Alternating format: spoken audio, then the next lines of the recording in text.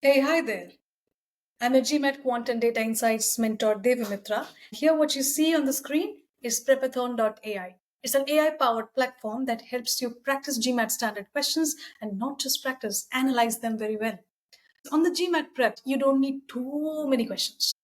You need lesser questions, good quality questions, and lots of analysis on those questions, right? So you would have a dashboard as you start practicing on this platform. You can always set up your quizzes. You can pick up what quiz you want to, easy, medium, hard, which topic, how many questions. What I have done is I have already created a quiz. This is a quiz on numbers. Numbers is essentially the backbone of the entire quant section of the GMAT because you have to understand numbers before you move on to the other topics.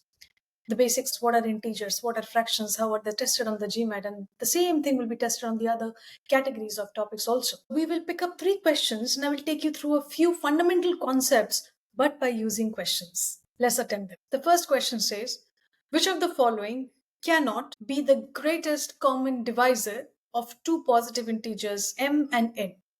3 things to watch out here. One, the word cannot, first keyword. Second keyword, greatest common divisor of two positive integers and n. Third keyword, positive integers. There are 2 approaches to solve this. One is going by the concept that you understand. Second is by using test values and eliminating answer choices, because when you look at a GMAT question and you see most of the choices carry a variable or more than one variable, and the number of conditions on the GMAT question are few, like less than 3 conditions, and they're pretty straightforward, wouldn't be a problem for you to test values because your values must satisfy those conditions. In this case, the only condition that I have to take care of is that whatever value I use for m and n, they have to be positive integers. So concept number 1, factors. Concept number 2, multiples. Concept number 3, greatest common factor. When I say factor, factor is a number that perfectly divides another number. So when I say 10, what are the factors of 10? Let me just ask it to AI. 1, 2, 5, and 10. The greatest factor is 10. The smallest is 1. On the GMAT, we don't deal with negative factors. If I have 2 integers and n, both positive, the greatest factor of m has to be m. The greatest factor of n will be n. The common factor cannot be a value that is greater than the individual values. Answer choice E here you see is m plus n. It has m plus n because both of them are positive integers, will be greater than m, will also be greater than n. For example, if m is 5 and n is 10, m plus n is 15. 15 is greater than both 5 and 10. If I have a sum or I have a value like m plus n which is greater than m and n individually, that's my choice. If I want to test using values, can I use simple values to eliminate choices? GCD can be 1. Can I have 1? Yes, 2 and 3, for example. They're 2 prime numbers back to back. The greatest common divisor has to be 1. Answer choice A, this is possible. Possible in the case of 2 and 3. But the GCD can be equal to M. Because for 2 and 4, the GCD is 2. And 2, then in that case, GCD is equal to the value. The GCD can also be equal to N. Well, I can just swap the values. If is 4 and n is 2. In that case, we can eliminate some of the choices. D, the difference m and n, m minus n. If m is 4 and n is 2, the difference is 4 minus 2, 2. And now I can eliminate answer choice D also. GCD of 4 and 2 is 2, m minus n is 2. Possible, answer option D gets eliminated. By testing values, you can always eliminate answer choices given that you have multiple variables in the answer choices. 1 goes out, 2 and 3, m goes out, 2 and 4, n goes out, 4 and 2, m minus n goes out, 4 and 2 again. Answer choice E remains. That's my answer by plugging in. If I had to ask a hint, what would that give me? GCD here cannot exceed either of the 2 integers. That's exactly the concept that I was talking about. Let's go to the next question now. The unit digit of the product 17 into 23. Let's try to understand this. What's the unit digit of, if I ask you 11 into 21? You would say 1. Let's make it 12 into 23. Unit digit implies the last digit. That's the concept I'm trying to say you. Last digit of 12 times 23 will be 6. Instead of 12 times 23, we have 3 numbers, 17, 23, 31. If you look at the unit digit of each of the numbers, it's 7 and 3 and 1 respectively. You multiply them, you're going to end up with a 1. 7 times 3 is 21. 21 times 1 is 1. So last digit has to be 1. Answer choice A. If I had to ask a hint, focus on the unit digit of each number and multiply them together. Pretty much what we did here. The unit digit here is the last digit. In case we are multiplying multiple numbers, the unit digit will be the product of the last digits being multiplied with each other. Let's go to the next question. Which of the following cannot? Again, keywords cannot, perfect square. 50, 100 and 121. What is a perfect square? Let's ask AI. A perfect square is a number that can be expressed as the square of an integer, like 1, 4, 9, 16.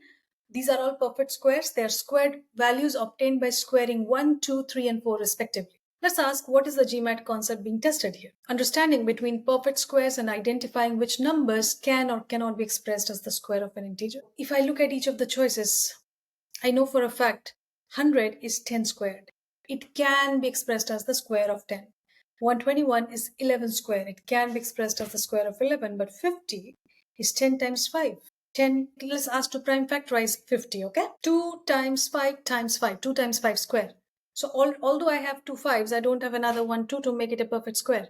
So you need pairs of prime numbers to make a number perfect square. Any perfect square, if you prime factorize, you will get the prime factors occurring in pairs. Any perfect square number. For example, 25, it's 5 into 5. When I say 100, it's 5 into 5 into 2 into 2. 5 square times 2 square. Every prime number has been multiplied at least 2 times with itself in powers of 2. You'll find them in powers of 2. That's how a number becomes perfect square. So the answer we're looking for is cannot be. So only answer choice A fits in, because 50 cannot be a perfect square. If I had to get a hint, will it give me a different hint? Check the prime factorization of each number. So you need to know how to prime factorize for attempting a question like this. Now if we bring it all together, now I'm going to scroll down, and for each question, I'm going to ask AI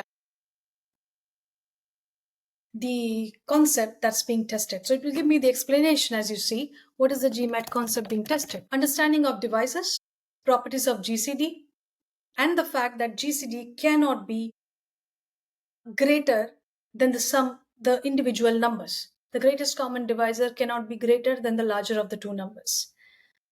Let's go to the second question and ask AI to give an explanation. Ability to determine the unit digit of a product, involving understanding how multiplication affects unit digits, recognizing patterns in unit digits. So the pattern is, for any number to be a perfect square, the prime factors have to occur in pairs. And the concept here on this question is, as you multiply different integers, the last digits of these integers multiplied generates a number. The last digit of the number is the unit digit of this entire product. Let's go to question number 3 now and ask it the same question. What is the GMAT concept being tested? It gives an explanation first. It prime factorized every single number, like we prime factorized. Number can be classified as a perfect square if, when you prime factorize it, the prime factors, they occur in pairs.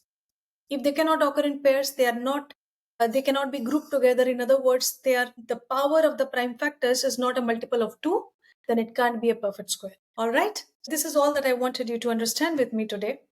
Lots of things: factors, multiples, GCD, perfect squares. How do I find a perfect square? How do I know if a number is a perfect square or not? And in fact, you can extend that to know if a number is a perfect cube or not. Thank you so much for staying back on this video.